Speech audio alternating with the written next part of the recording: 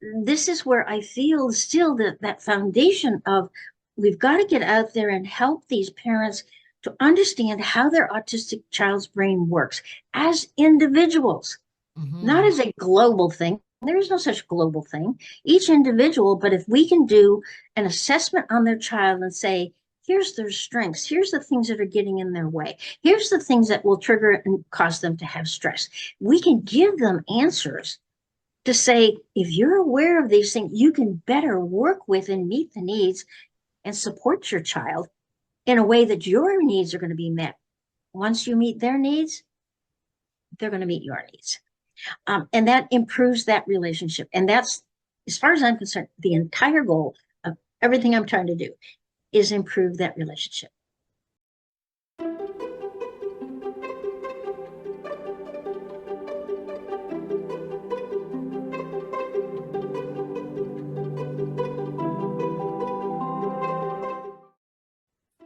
Hi, I'm Staci Neustadt. I am a speech language pathologist and the CEO at Making Sense of Autism, and I'm a student of Susan.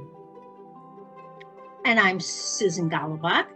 I am a now retired occupational therapist who has worked many, many years after I discovered even my own autism with other autistic individuals.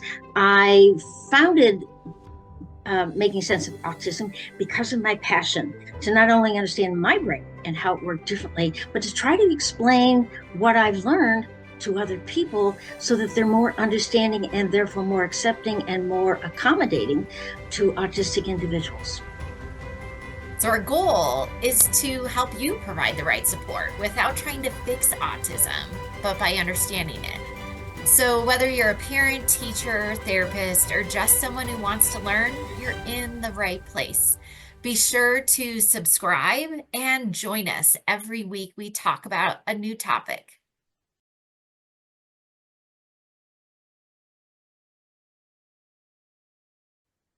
Sue, today I'm going to apologize to everyone ahead of time because I have been really working hard to shift to neuroaffirming, really making sure I try to think of all sides so I don't offend anyone. The topic we'll talk about today is a sensitive topic. I know some people don't love the labels of levels. I mean, we used to say high functioning and low functioning, which I absolutely hate that.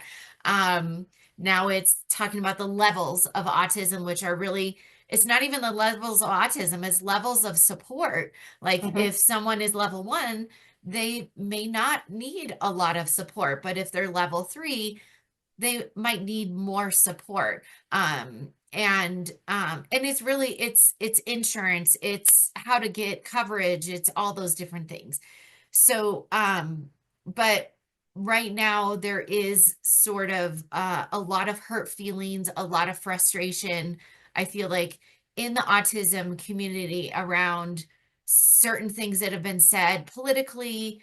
And it really is unfortunate because it was umbrella statements saying autistic people look like this, and it was very frustrating, because those that don't look like that were like, hey, wait a second, this doesn't describe me.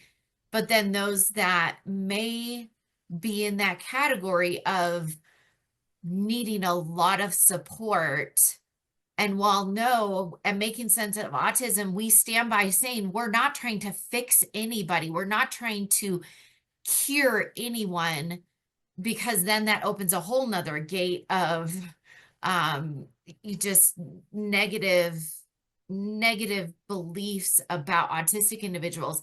We do see that group where they need more support, but I feel like, Sue, I mean, even here at Making Sense of Autism, some of the strategies and supports that we're providing, it doesn't matter what level. Like we're talking about understanding. Let's talk about the families and the autistic individuals that need more support.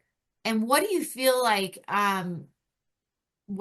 is the biggest misunderstanding about that group, and what are your thoughts? Because I know parents are struggling. And so they're Yes, like, yes, yes, give yes. us the research. give us, some of them do want to cure because they're like, this is Mhm, really hard. But I know mhm. we talk about it's the systems that make it hard. And what's your perspective on this? We're struggling with making sense of autism, in even helping people to understand level one autism.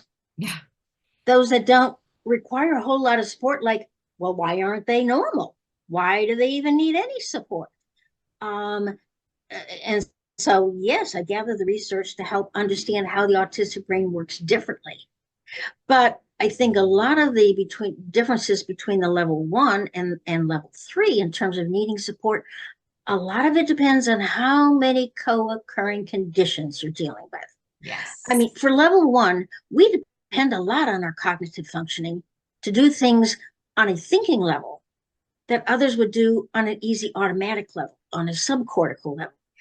Um, but imagine if you also have intellectual limitations, how much harder it's going to be, almost impossible sometimes to do it if you have that. Now, what if you have all kinds of medical conditions in which you just don't feel up to it? So yes, you're going to have all the resistance, lack of motivation, lack of energy that you're going to see in a typical person who is chronically ill or has chronic disabilities of some kind. So the more you add on the burden, the less they're able to compensate and cope. So the more support they're going to need from you to understand them. Do you see how many of these co-occurring conditions can Mhm. impact on what level of support you need?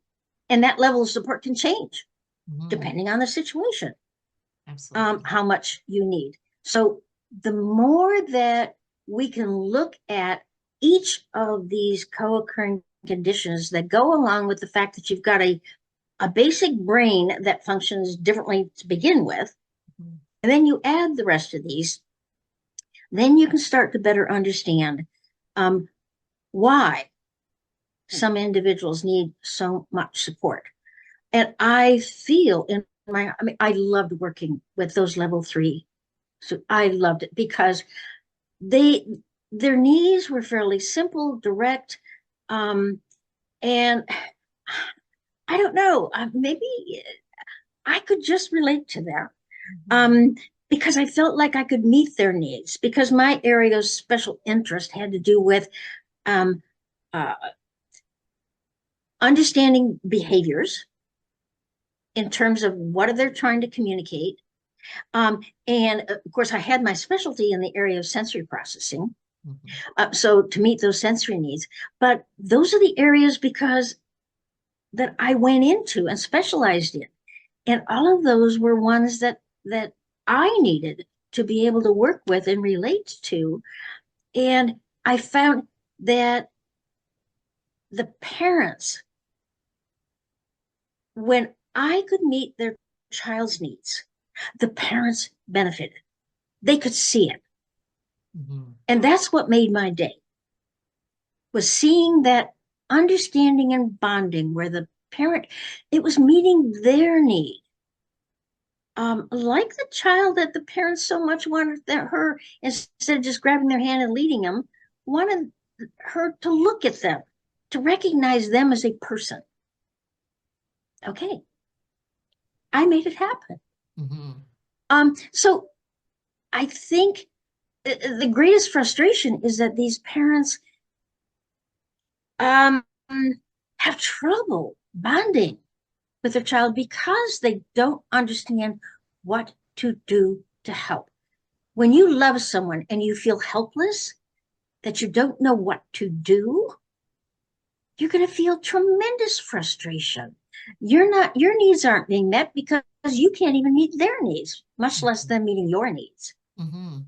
Um, and so this is where I feel still that foundation of we've got to get out there and help these parents to understand how their autistic child's brain works as individuals, not Mhm. as a global thing. There is no such global thing. Each individual, but if we can do an assessment on their child and say, here's their strengths, here's the things that are getting in their way, here's the things that will trigger and cause them to have stress, we can give them answers to say, if you're aware of these things, you can better work with and meet the needs and support your child in a way that your needs are going to be met. Once you meet their needs, they're going to meet your needs. And that improves that relationship. And that's, as far as I'm concerned, the entire goal of everything I'm trying to do is improve that relationship. I agree 100% that I do feel when I hear the goals of some parents, it does come back to that connection piece, whether they want to know what their needs are or they want them to have a conversation with them. Like all of that does come back to connection.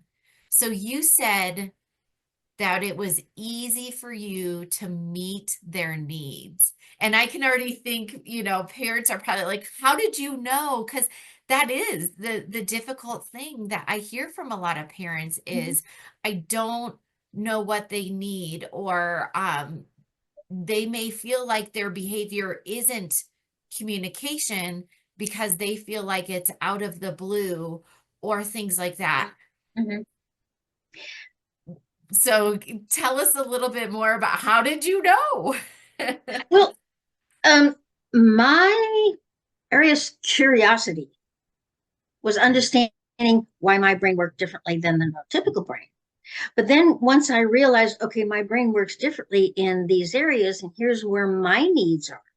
Then, of course, the curiosity, it's like the autistic child that likes to take things apart and put them back together because they're curious as to how they work. Well, that's how I was about the brain. I was curious. So I went into the psychology. I mean, I spent time as an OT in the psychiatric area so that I could learn more about emotions and then of course neurology. Well, I have gut problems, so of course I have a special interest in how this gut problems affects me. But my curiosity and the gut feeds the brain, so of course it all comes back to the brain. And so it's like my intense desire to learn. And if I need to learn, man, I know how to navigate the internet. I know how to find answers to things. At first, it was books before we had internet. But I know how to find the answers I want when I need them. And that's what I've been after. And this is why it has led up to, even though I'm retired, that interest is still intensely there, to answer the question of why?